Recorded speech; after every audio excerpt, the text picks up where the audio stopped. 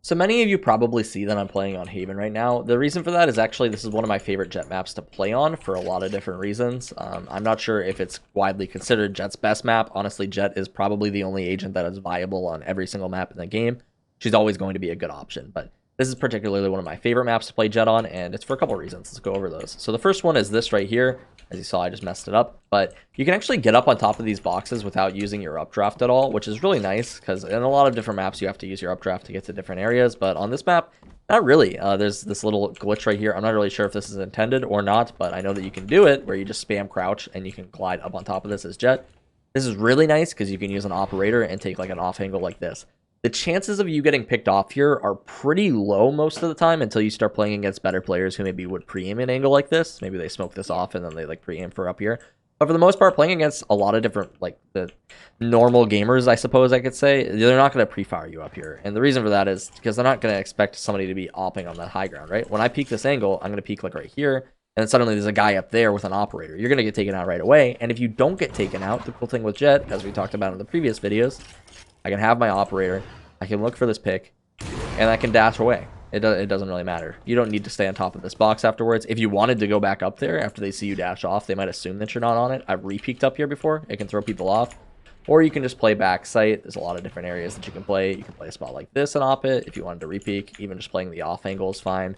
You can come over here if you wanted to do this at the beginning of the round and mix it up a little bit. You can even come up here. You can actually glide up on top of this from that box too. So like I said, no updrafts used at all in this process, which is really nice.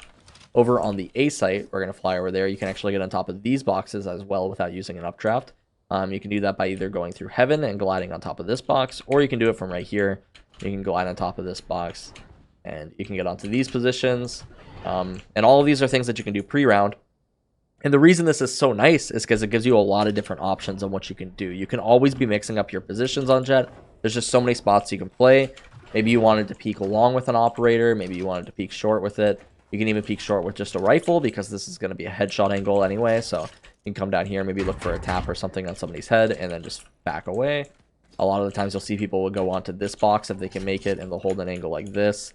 And then anybody who walks in, they can dash out because I'm playing Jett. There's a lot of really cool things that you can do on Haven, and this is the reason why I like this map so much for Jett.